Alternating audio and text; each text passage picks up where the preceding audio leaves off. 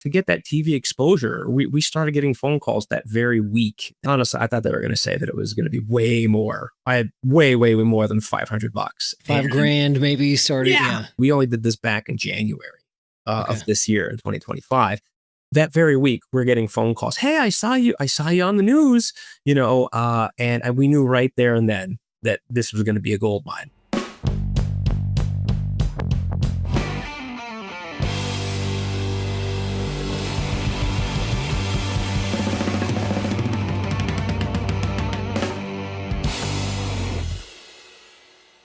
Hey friends, welcome back to the Evergreen Marketing Podcast by Carrot.com, where we help investors build a business of freedom and impact by dialing in your lead gen and helping you close more deals. So I'm your host, Brady Winder with Carrot, and today I have a new friend, Ryan, first time on the podcast, but not new to Carrot at all.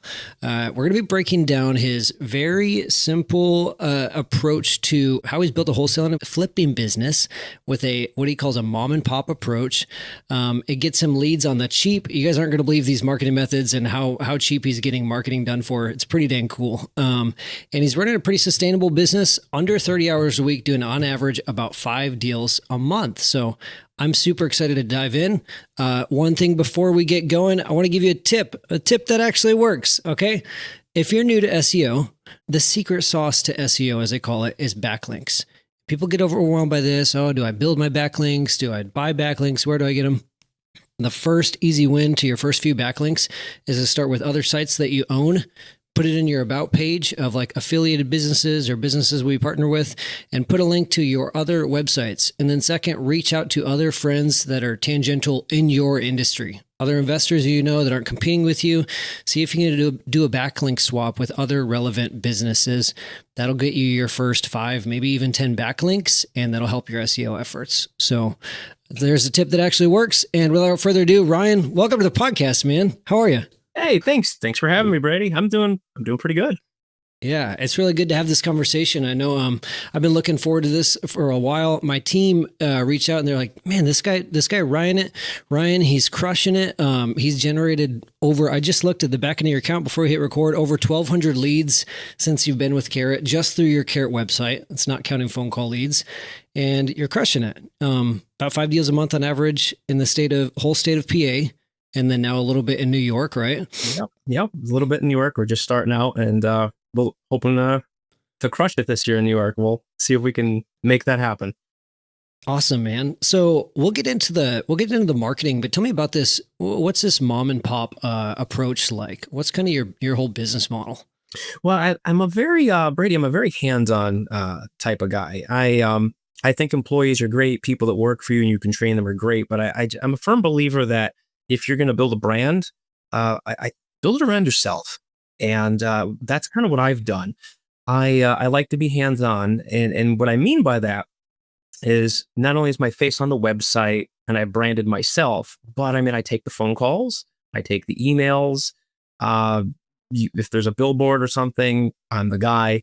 I do advertising, I'm the guy. So when people see me on TV or some other method, they go, that's the guy. And that builds a lot of trust. And I found that building the brand around myself just made it so much easier. And that's kind of the business model that I like to explore, because I think it works for me.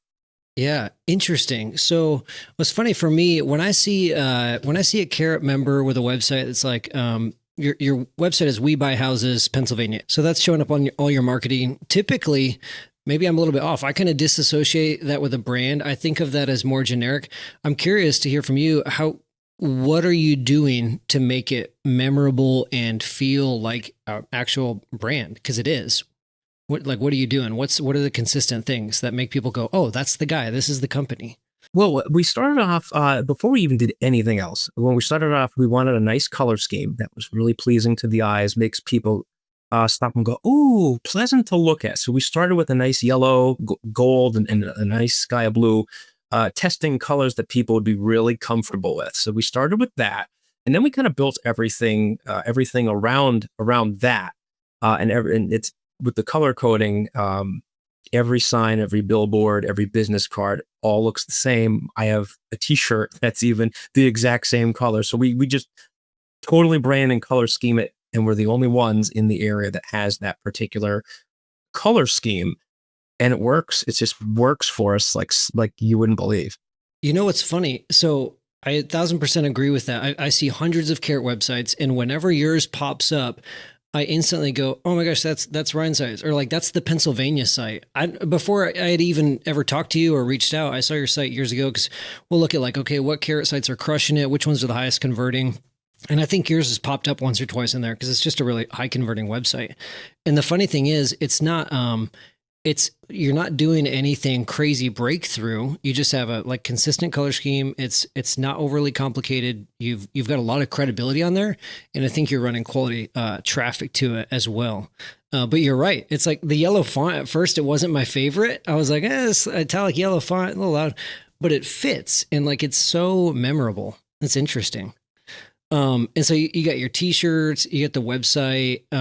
Anything else you're doing besides just like staying crazy consistent with those colors? Yeah, like but messaging, anything around there?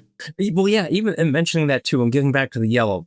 Yellow's my favorite color, so I kind of like put that personal personal touch on it. But in anything that we do, even like the Facebook branding and things of that nature, we do the same color scheme, and we just like to make it very simple. Like we have people that are like behind the scenes that do stuff, but I just find when I talk to people locally, they all just say, Ryan, I trust you. I trust you. And we tried going off with other different strategies with other different people, but it always came back to maybe it's because maybe I'm a people person, but I just get a lot of people that say, Ryan, I really trust you. So early off in the beginning, I just said, we got to build this brand around me and keep that like a localized thing. And I don't see a lot of competitors really doing that. I see it on the website, but I don't really see it anywhere else. And certainly you pick up the phone, I'm not seeing that with other people. And I just feel like that's like the breakthrough that I get with people because I think they feel that connection. Interesting. Yeah, I would agree. I'm still blown away by the number of websites in general. I'll pull up where like they don't have anything on the about page. They like haven't added their bio, haven't added a face. And I'm like, man, you guys could be closing so many more deals, getting so many more leads if you just like, put yourself out there. Some people are scared too. I don't totally get it, but I don't know. If you like closing deals, put your face out there, brand yourself. You can't be afraid to do it. When we did it, we're just like, let's just do it. And there's no looking back. And it was a great, we were satisfied with it. And another thing too, that I think kind of sets us apart a little bit is we've got, like I have colleagues, friends that do what I do. And, without mentioning any names, it could be, I don't know, Billy Bob buys houses. That's great. But where do you do it? Or they don't have anything in terms of where they do it, how they do it. It's just a name. Like that could be anywhere in the country. As if I feel I'm a big believer that if you're going to do it in an area code, state, include that in the name because I think that SEO just shoots that right up. I think that's my opinion anyway. Yeah, no, I would agree. It's a huge bonus, and it makes it just immediately recognizable where you're doing business and what you do. We buy houses, PA. We buy houses, New York. That's cool, man. Okay, so let's talk marketing. I want to talk about what you're doing now, but like, what did you try that led you up to the marketing now? What were your failures in marketing? Where did you blow the money? Where were you bashing your head against the wall? Well, we blew the money early on. We were trying Facebook ads. We blew a tremendous. You would be scared if I told you the amount of money we blew on Facebook ads in initial get going. We were getting leads. People they wanted to sell, but they weren't sure if they wanted to sell. We couldn't agree on a price because they weren't sure. We were getting people from out of state, and we were looking at the ledger and we're like, the quality of the leads just isn't making sense. With the scale was going in the wrong way. So we had to pull the plug on that one. So that was our Facebook ads originally was our biggest failure. We took a step back from that for a long period of time, but definitely okay. And I So know not so many not a people. terrible initial lead cost, but you're just like spending a lot of time just vetting and sifting and Yeah, we tried so many different campaigns, so many pictures, so many different descriptions, and some of them worked out better than others. But in the grand scheme of things, we never got out of the red on Facebook. So that's one avenue. We're just starting to get back into that now. But yeah, that was one. That was our biggest one. We did not work out. yeah, it works, but like, yeah, you gotta have a good agency. Well, I was gonna say you gotta have a good creative, and then if you don't know Facebook ads really well, you gotta have a good agency of someone that like really understands the real estate investing space. Yeah, Yeah, for sure. And that was our biggest. That was our biggest regret, I think, because we did it ourselves the first time, which again is fine, but definitely the marketing agency will be taking over from this point going forward with the Facebook advertising. for sure. Anything else besides Facebook ads? Uh yeah, we've tried other things too. We have tried those bandit signs in the beginning when things were first starting off, and we got away from them. Just like local authorities, they don't like it in certain municipalities. So we stopped doing the bandit signs in the beginning altogether. Oddly enough, though, I will say I get phone calls all the time from people saying, "I saw your sign on the telephone pole." And we don't do that anymore. So I don't know whose business that we're stealing. Oh, but we get that all the time. Maybe there's just like one lone bandit sign out there that you totally forgot you nailed up that's just still working. Yeah, no, it's pretty good if we do. But I always found that funny. What's But what's probably happening realistically is they're seeing a sign with somebody that's like We Buy Houses PA or just like We Buy Houses Cash. They're probably going to Google, just Googling something more generic, landing on your site, be like, yeah, I saw your We Buy Houses sign. I'd put my money that's probably what's happening. probably, but Somebody without a website on their sign is doing the marketing. yeah, which we'll take it. We'll take it. Now, I do actually do. I'm a big believer though, in billboards. Hmm. I'm a big believer in that.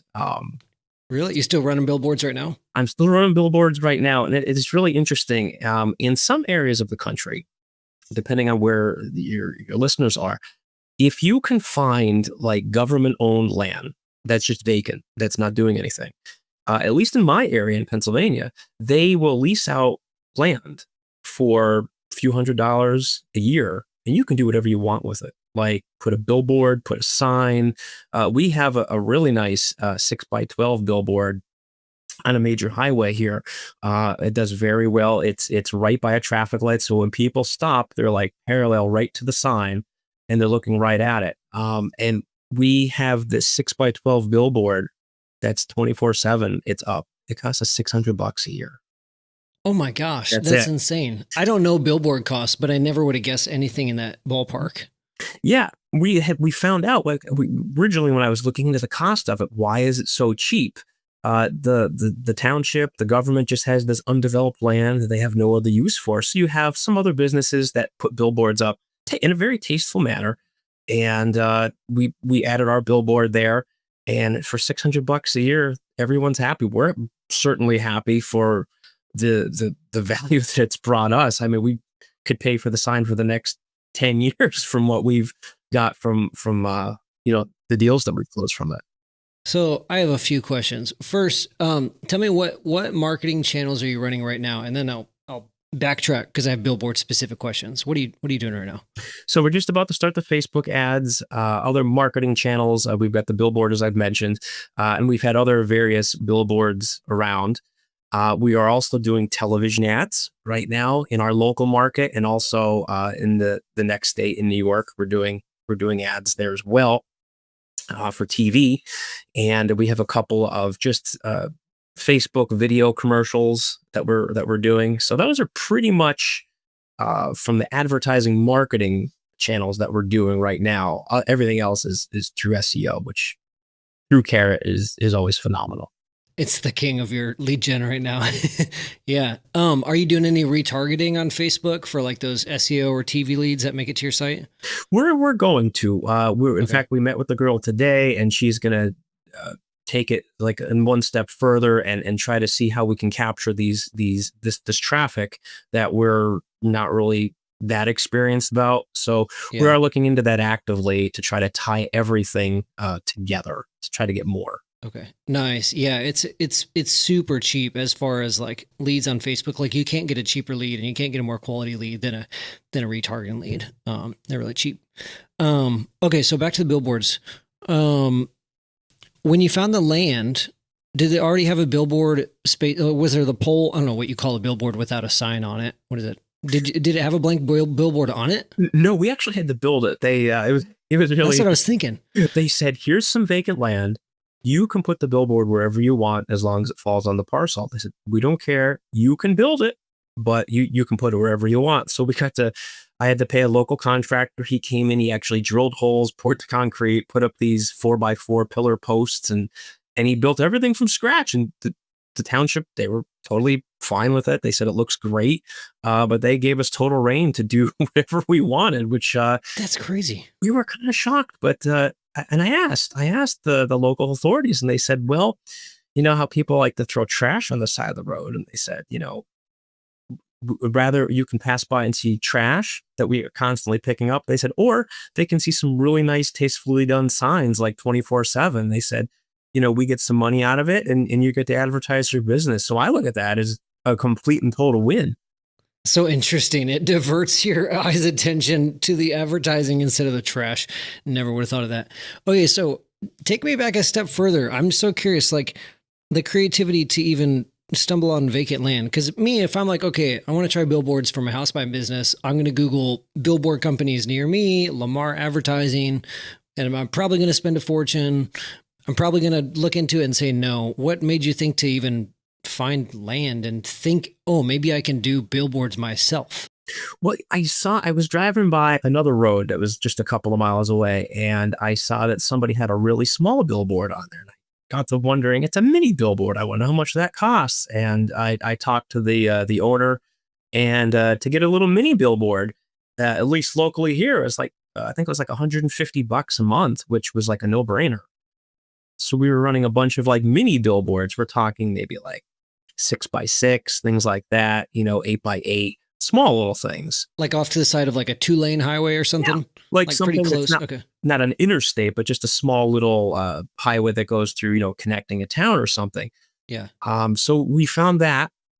But I have a little bit of a different strategy. And this is where it kind of like veers off from most people. I'm driving down the highway and I see these old structures that look like they could have been a billboard, or maybe it was a government sign at one point.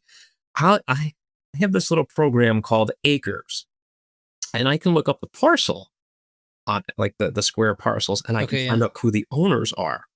So I can contact the owners directly and be like, hey, Mr. John Smith, I see that you're the parcel owner here. I see you had this vacant sign that's like dilapidated. Would you be open to me putting my billboard for my company on your land, which is visible from the highway? Would you be okay with that? And most of the time they're like, are you going to pay me? And they are so happy most of the time to get money for something that they didn't even think about. I'm constantly looking at signs that are either signs or places that I can put my signs that you pass by all the time. That's like my number one thing when I go down the highway. I think, where can I put signs around here? Where can I do this in a way that is visible, but also that I can get away with, with having a permit or having the landowners not chasing me down. Well, dude, if the real estate market goes completely belly up, God forbid, you could just start flipping billboards and just start middlemaning billboards for other people. Start renting them out. Yeah. Oh my gosh. Billboards. Flipping billboards and flipping houses. That's funny. Okay, so that's really cool. Never would have thought about doing that. So you're just contacting the owners of the vacant land directly. You having a contractor to put up the billboard. That's pretty cool. What's the size of your main market? I know you're doing all of Pennsylvania, but how many people were you at? We're in Scranton Wilkes-Barre market. So I think we're right around number 90, the 90th sized MSA in the state. So we probably got, in the Valley, probably 500,000 people. So it's a fairly large area, but it's not, like a major city. And if we add the entire geographical, like 8-county area, it's probably like 1 million people. So the immediate outreach is about 500,000, but if you go the whole chunk of the northeastern Pennsylvania, it's about 1 million. So big, but not too big, you know? Okay, nice. Yeah, good sized market. Um, Total distraction just because you're the first person I've met from Scranton. Is there like a big office following there? Are there like weird office things all over the city? Oh, like you wouldn't believe. They have signs and they have it's everywhere. Oh I my gosh, think that's it's awesome. phenomenal. I love it. I'm a big Office fan. Same, same. I love it. I've probably been through like all 9 seasons, maybe 10, 11 times now. I don't even know. It's Same here. Same here. My wife and I are we're always watching that. It's just so funny. It's so good. It's never going to get old. I wondered if it was that way because, like, we're in Carrot HQ is in Roseburg, about an hour away from Eugene, like University of Oregon, and Springfield, Oregon. Springfield is right next to Eugene, and that is the actual Springfield that The Simpsons is from. Like, there was all this debate for years about like where's the real Springfield, and the guy, Matt Greiner, I think is, no, not Matt Greiner. Anyways, the writer eventually came out and said, yeah, the real Springfield is Springfield, Oregon. So if you drive around an hour away from me, there's like murals of The Simpsons everywhere on people's fences and buildings. It's fantastic. I had Yeah. always wondered that too. I had always wondered that. That is that It's is pretty Springfield, Oregon. Yep. The soft underbelly of Eugene, Oregon. Yep. That's funny, man. Okay, so back on track. You're doing billboards. You're doing I can't decide if I want to talk about TV or SEO first. Let's talk about the SEO and then we'll touch on the TV. Guys, if you're listening, don't tune out for the TV part because he's not spending thousands of dollars a month on TV. This is very different than any other TV conversation. But what's worked for SEO? I guess how long have you had a Carrot site? When did you start on your SEO, and what have been like the big things that move the needle? We had to get the Carrot site probably about 5 years now. We started it just right around the COVID era is when we started. We bought the domain and we started building the Carrot website. And like I was mentioning, we have the domain is exactly what we do. We buy houses in Pennsylvania, which when we started it out right out of the get-go, we're getting leads already because Google was able to read that and be like, they buy houses in Pennsylvania. Let's put this guy right to the top. So for us, we were getting leads right out of the bat, which was great for us because at that point, at this early juncture for the SEO, we were able to invest in more stuff for the website and other marketing strategies, which we constantly are funneling that SEO aspect. It's a unique situation for us because we do the whole state. So I like to localize it, but at this and I have local sections of the website for different areas. But we wanted to kind of brand it in a Pennsylvania feel for the SEO, so you could be anywhere in Pennsylvania and still make it feel like, oh, it's consistent with the rest of the website. So we tried to SEO it from a standpoint of Pennsylvania and everything that encompasses. And this is, we rank pretty good for Pennsylvania. Yeah, you're usually, I didn't check today, but you're usually up there in the top 3, if not number 1 for Sell My House Fast Pennsylvania or We Buy Houses PA, which the domain helps too. That's a little bit of a bonus, unfair advantage. So you have a lot of location pages built out for Pennsylvania, like different cities and counties built out. Have you done anything for backlinks? Yeah. Now for backlinks, now I'm just going to be candid because a lot of people will ask me about that. They're like, how did you get on to the AP or how did you get onto these really high level websites? And I'll just be straightforward. I spent hours of my life that I'm never going to get back pitching journalist after journalist through various methods. But here's what we use. Quoted. We've also used, what's the other one? Muckrack. That's a big one. Muckrack's a big one for us. But we used to use Haro before that became Hero. Precision or whatever. Yeah. Yes. We've used that as well. We've also used Source Bottle. And there's another one too that escapes me at the moment. But we've got 4 big ones that we're constantly using. And I would do all the requests myself. You should see the emails that I get a day, Brady, from just journalist requests. They're through the roof. But I look at each and every one. And I spent time, like, I write my own responses. I don't use AI. I don't do anything like that. I'm very old school. But that's how we got these backlinks. It was just, going through the knee deep mud and just spending the time doing it without trying to take a shortcut. Interesting. Yeah, my first thought when you said like the number of emails I'm getting, I'm like, oh, you can almost use AI to like cut down on at least filtering and then reply to them yourself manually. But heck, if you have the time, like do it the manual method that's going to work best. It's going to have the finesse. Yeah, that's cool. So quoted, muckrack, source bottle, some of these I haven't heard of before. So you put some serious sweat equity into getting these backlinks to doing the press reports. How long has it been since you've done one of those? Like, are the backlinks are still working for you, but it's been a while? Yeah, we've been doing them since we started back in around 2020, and I try to do them. I try to do them every week if I can. In terms of trying to build different ones, I very rarely will take time off. I'm trying to. It's almost like the wheel is always turning, and I want to keep the SEO juices flowing, the backlinks coming in, so they're fresh because you'll lose them over time.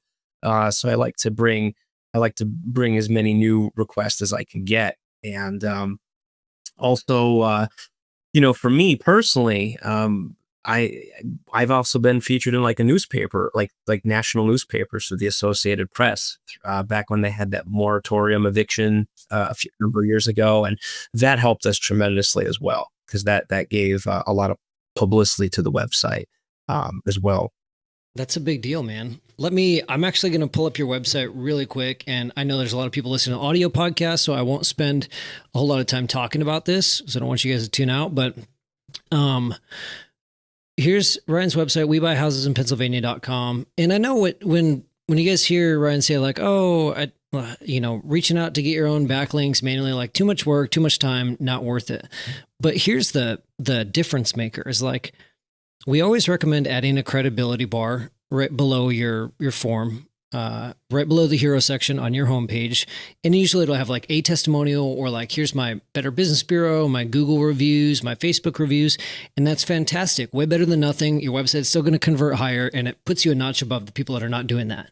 Ryan is coming in a notch above your basic credibility bar and saying, oh, wait, he's been featured on NBC, Associated Press, CBS, Better Homes and Gardens, Proven Expert.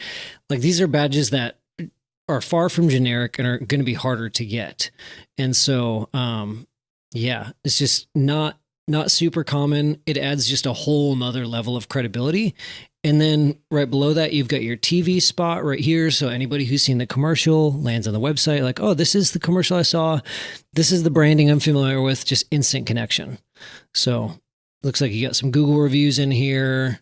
Some of this is just like stock to carrot. Did you guys ever do a concierge at any point or did you customize this all yourself?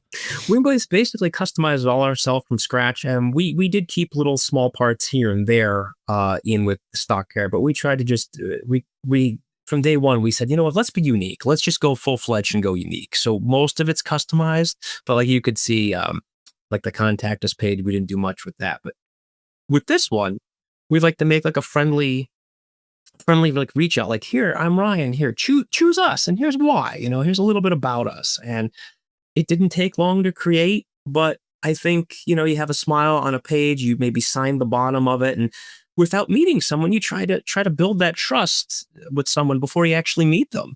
It's worked for us tremendously well because it almost makes people want to call you. Yeah, they're warmed up when they get on the phone with you. It's like oh, you're the guy. I've seen you. They feel like they've met you before, even though they haven't. It's almost. I mean, you have video on your website, but even this, like the headshot and the signature and everything, it's almost the power of video. It just feels more intimate. I love the little signature thing too. You did the signature, turn it into an image, put it on your about page. That's fantastic. Yeah, and it's simple. It's just you on there, but yeah, super personable. Anyways, I just want to share that so people have context. Tell me about the TV ads. Let's break this down. Or I guess anything else. Did you want to mention anything else on SEO before I veer away from that? No, I think we could move on to that. I'm sure someone will probably come back to me later on about that. Yeah, TV. So you're getting TV on the cheap. I've never heard of this. It might be an anomaly, a unicorn deal. Maybe nobody else can replicate it, but I still want to talk about it. What's this whole thing look like? People. Well, first off, I'll start from the beginning. we didn't want to do TV for years, and we stayed away from it because we're like, that's expensive, and you're gonna have to run hundreds and hundreds before you get anything. And we couldn't have been more wrong.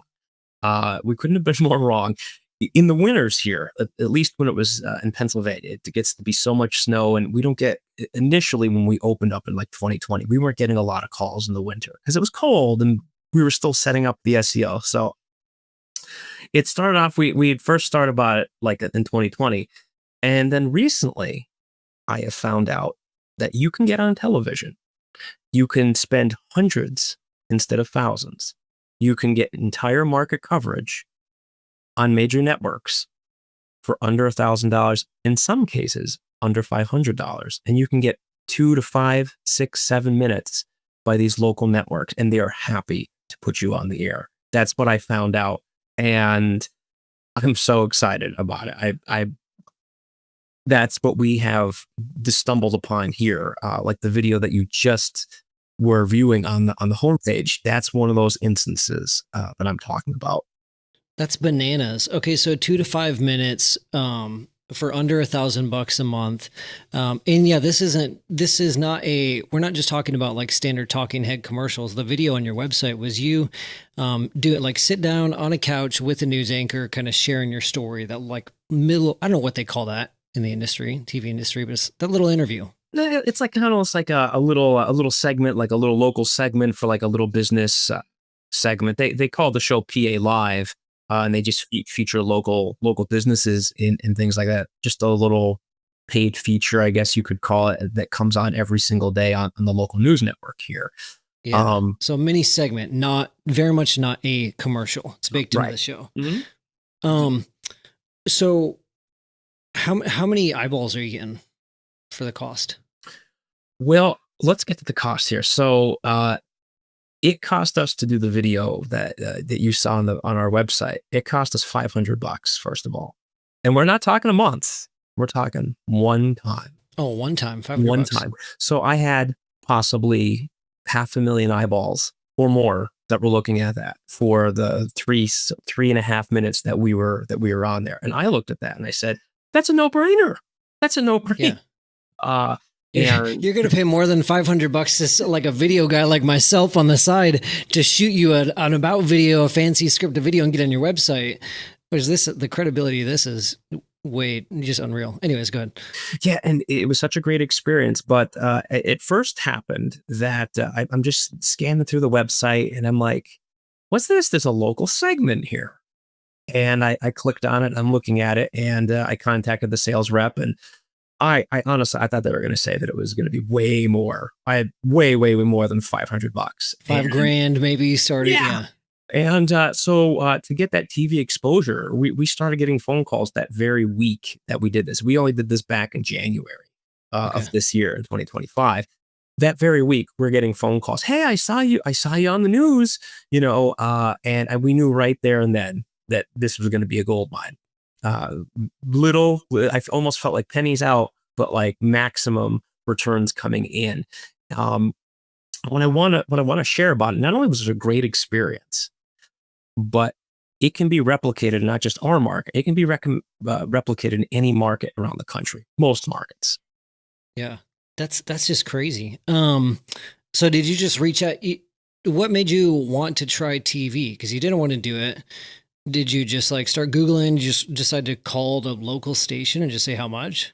Well, it all started out like as a real estate investor. I spent a lot of time like looking at other people's sites thinking, well, what can I do here? What could I do there? I actually saw another investor do something similar to this, which really started getting me to think, I wonder if this is offered in my area. Who do I contact? So I went to all the local stations in the area and went onto their websites, and I found this station that does it. And that's what kind of kicked it off for me. In fact, we're going to go on again soon for that type of price. But I think the thing that about TV on these little mini local segments is so few investors are doing it, and they're not even aware of it. I wasn't aware of it. I wasn't aware how cheap it could be. But it's something now that's like a powerful tool in our back pocket that we will continue to use, and the stations are happy to do it for us. Yeah. So how often do you think about like going back on doing one of these segments?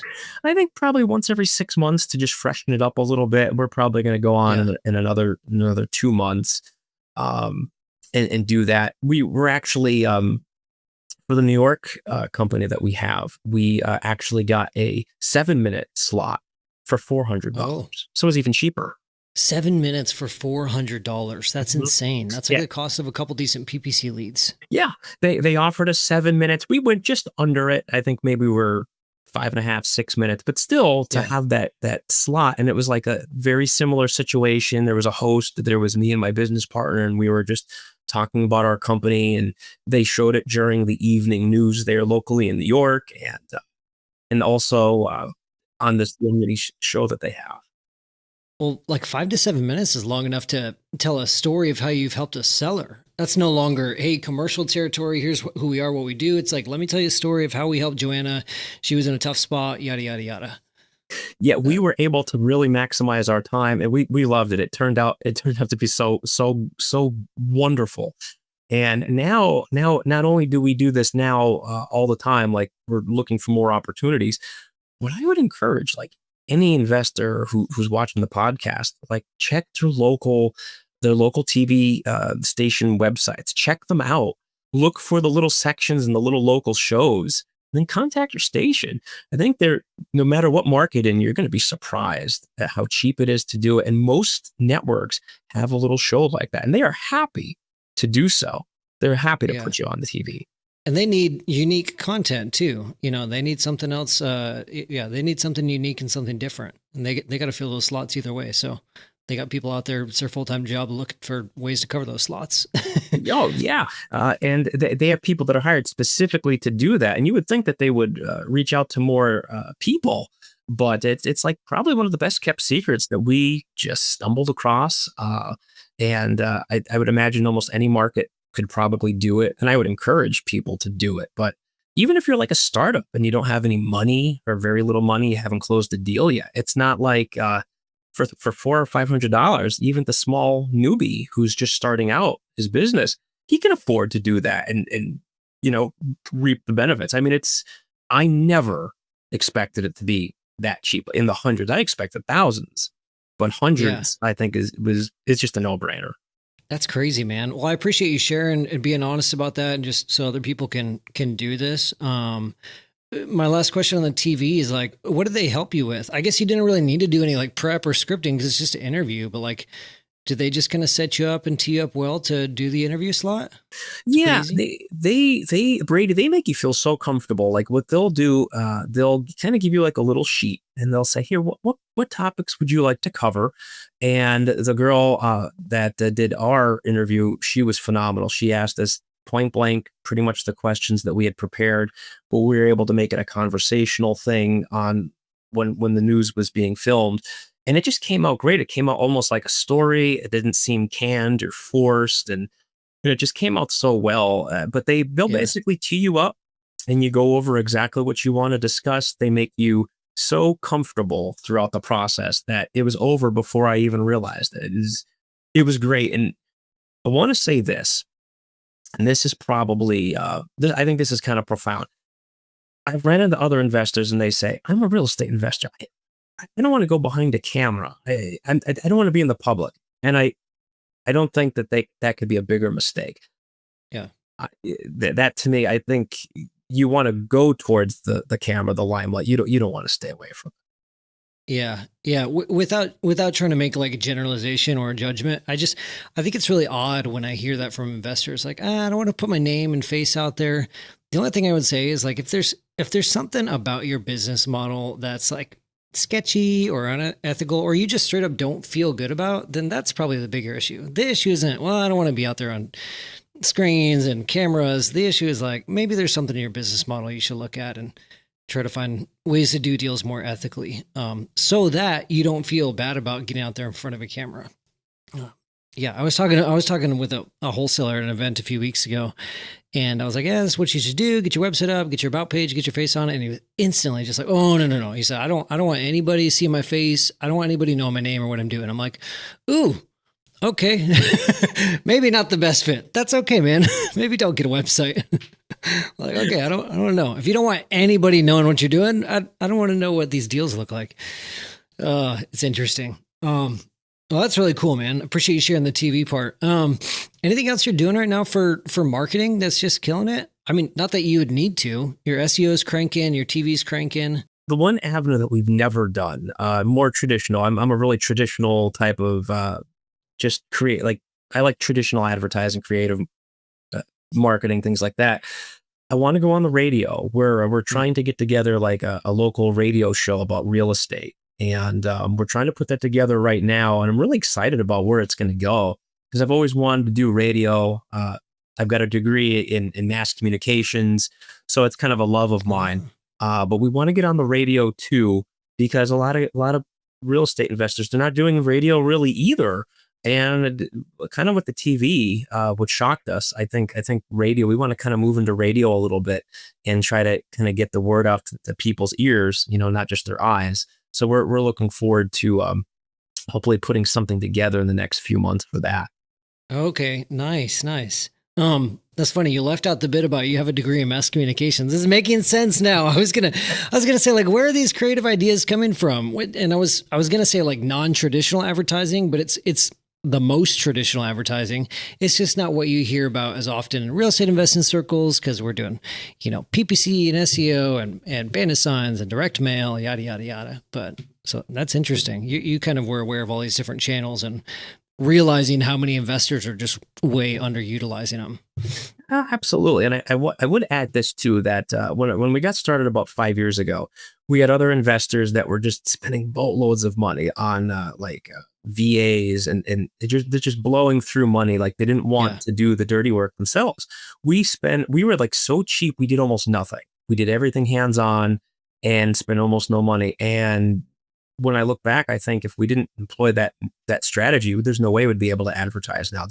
I don't even think we'd be in business. So I'm a big believer in saving up to do things the right way so that you have the funds to continually progressing up and just being smart with your finances, smart with your time, but allowing yourself to be creative at the same time and just experiment. Yeah. That's fantastic, man. Well, it's paying off. And the other thing I didn't mention about the TV is that one of the most helpful things you can do for SEO is to get more searches, just more demand for your business, for your brand name.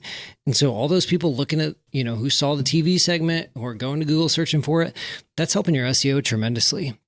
I don't have an exact way to quantify it, but we heard it during the Google Leak, and I see it with care members every day. It's like they're doing more direct mail, TV, radio, those searches are helping them rank more.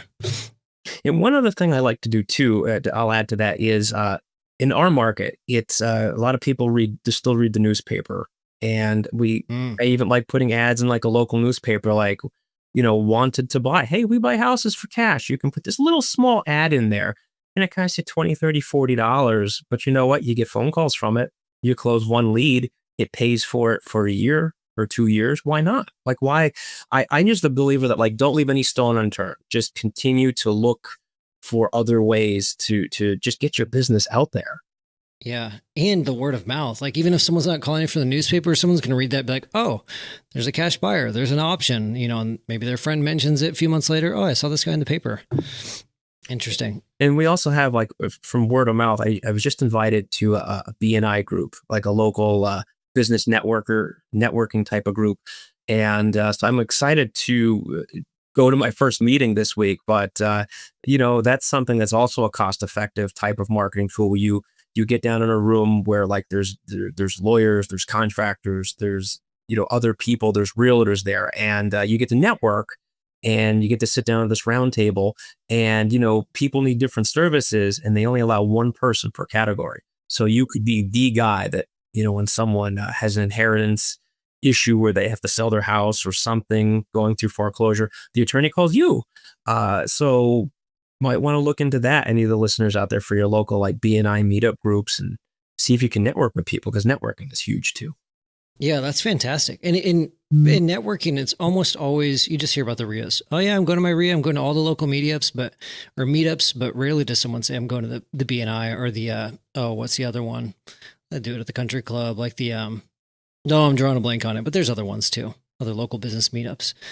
Oh, that's going to drive me bonkers. I can't remember. That's okay. Well, cool, man. This has been really valuable. I want to, anything else you want to touch on marketing before we do our quick fire round and wrap it up? Yeah, I just would like to add that to all the listeners out there that whatever stage you're in, don't be afraid. Be creative and just think outside the box. Don't think you're crazy for something. Just try it. You have nothing to lose, and that's what we employ. We try it, and we've hit a lot of home runs from it. So just try to constantly look for different ways that you can get yourself out there without that other people aren't already doing. That's awesome, man. It's low risk, high return, high impact marketing. All right. Okay, so here's our fire round. We're going to try and do it in under 2 minutes. I got 4 questions for you. I did not prep you for these. The first one, this is going to be redundant because we've been jamming on marketing, but what's your best piece of marketing advice, whether it's like a holistic strategy or a specific tactic? And if you want to cheat, it could be something we covered. Best piece of marketing advice. Yeah. It's kind of a little bit of both. I would do things yourself. If you can do something yourself without paying someone to do it yourself, because not only will you learn how to do it, but you'll save money too. And if you fail, so what? Then you can always go and hire someone to do your marketing for you. But we've learned so much by doing things ourselves. We're not afraid to be on a radio, be in front of a camera, do SEO. I didn't know even how to do anything on a website beforehand, but I've done it myself. Just don't be afraid to get your hands dirty and do it yourself. So many people are, oh no, hands off, but just do it yourself. You'll learn it, and you'll be successful. You'll get a lot better return. And when you want to outsource, you understand it enough. The biggest mistake I see is people just like blindly throw money at a channel that they don't understand. And so unless you're going with a really good agency and there's really high trust factor and a clear contract, like that's a good way to lose a lot of money, is just throwing money at something you don't understand at all and don't have expectations for, that you haven't tried yourself. What is a book that has changed your life? And what was the problem it solved? Ooh, okay. That would be Robert Kiyosaki, Rich Dad, Poor Dad. Changed my life. Changed my life. I was one of those people that went through school, college, high school, never knew what I wanted to do in life. I was 35 when I figured out I wanted to do real estate. My brother-in-law gave me a copy of the book, Rich Dad, Poor Dad, and my head would just want to explode. And that's kind of helped me to just start thinking outside of the box with stuff and being a little unconventional. And it's just changed my life. I wouldn't be doing this without reading that book, Rich Dad, Poor Dad by Robert Kiyosaki. Interesting. Good advice, man. Okay. Well, let me ask you the follow-up to it. What's the specific problem it solved? Was it just, I need more creative ways to make money? Was there a mindset issue? I think it's make money work for you. Don't be an employee. Don't be like a 9 to 5. Like there's other options out there from just punching a time card. I'm not one of those people that could punch a time card. I have to be hands-on. I have to design. I don't want to have to report to somebody for something I can't control. I want to be the one that designs it, controls it, and I want the buck to stop with me. And that's just personality, who I am, and that's helped me to not only realize I can do this, but to be able to go and do it. And that's the biggest difference it's made for me. Nice. I can do it. Yeah, you get a lot of creative fulfillment out of running the business as opposed to just doing the 9 to 5 where you don't have a say over the whole picture. Okay, 3 or 4. What advice would you give to your younger self? Oh, my younger self, wish I got involved as a business owner and as a real estate investor 20 years ago. I think I'd probably be even in a vastly different path now. I can only imagine what 2 more decades of time would have been able to do for me. So I think I encourage that for young people. I have a nephew who just is about 21 or so, and I just try to talk about things with him and try to prod him, see what he wants to do with his life and his career, and just be able to, whether it's real estate or anything, business, I just try to encourage and just, kind of let the younger folks know, like, hey, you know what, don't let being a young person intimidate you. you don't have experience that people get experience by doing. So just do it and don't be afraid. That's good, man. That's good. Would you have gone to school again? If you could go back, if you had read Rich Dad Poor Dad sooner and knew about all this, would you have gone to school?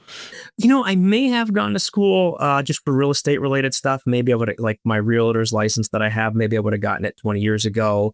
Yeah. Or I would have done something along those lines, maybe a trade like an HVAC or something, so that when we're doing these flips, hey, I could do the work myself as opposed to paying someone else to do it. So I might have, but I definitely would have, if I did go to school, it would have been business oriented around just careers and, entrepreneurships and things like that.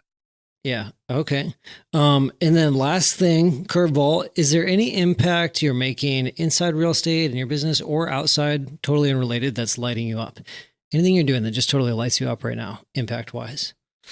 Yeah, what I enjoy is when you can take a local, like it's just in our local community. If you can take something like we've taken a house that's just totally garbagey and people look by and they look by and they want a place to be torn down. For us to be able to get a home, completely flip it, renovate it so it looks great. So the people driving by, it's not an eyesore anymore. It's kind of satisfying. Be like, I had a hand in making the community nicer, better, just a nicer overall neighborhood. And it's nice to be able to do that and to see the difference that it makes, for other people. Yeah, that's cool. And a flip that you can be proud of instead of just throwing lipstick on a pig and saying, we got the money out of it. It's like, okay, I actually improve the community. Absolutely. That's cool, man.